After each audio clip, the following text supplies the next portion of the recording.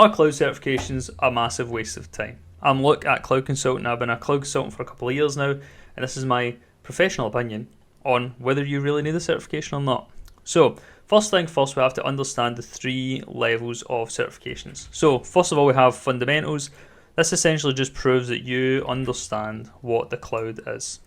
Then we have associate, which then kind of shows that you know how to engineer on the cloud, or at least how these services work together. Expert is then which amalgamation of these services works best. So you would have like in the multiple choice, an associate you'd have like one correct answer, whereas an expert, like they might all be correct, but one's the best.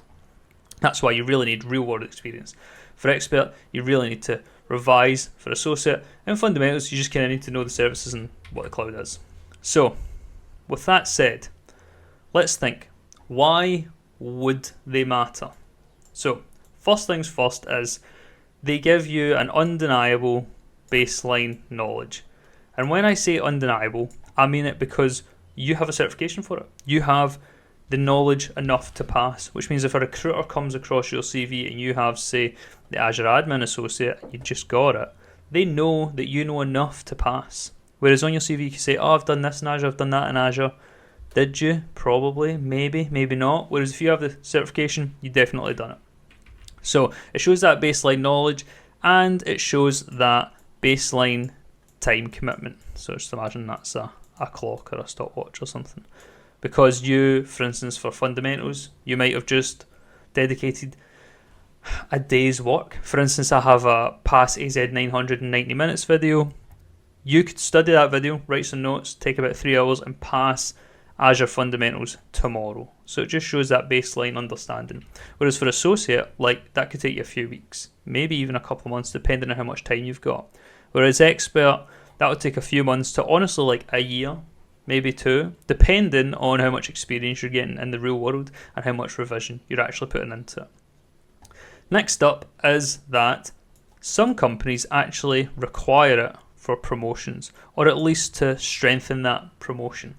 So if you, for instance, are a mid-level engineer with fundamentals and you're trying to go for a senior position, they would question, at least some companies, why doesn't he have any of these? Surely at least he would have that Azure admin, because this shows that you're dedicating yourself to learning, to development, and to having these certifications which you can then show clients, for example, that you know what you're talking about before you even talk to them.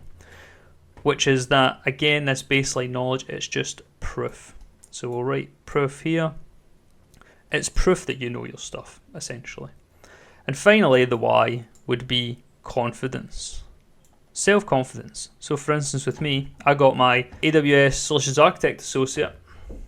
For example, with me, I had gotten my AWS Solutions Architect Associate, which is the equivalent of this for AWS, when I was only a few months into the role. Now I got it because I'd studied, but I hadn't actually done any of the services. Now I got this because I'd studied to get it, but I haven't actually used it in the real world. So it gave me that confidence that I am an architect. Even though if it's an associate solutions architect, it gave me that confidence that I know what I'm talking about, because I hadn't had any real world experience to try and back it up. So it's kind of like that thing Alex Hormozi says, which is, have a stack of proof behind you, and then you won't have your imposter syndrome. And that's kind of adds to that. So that's why you would.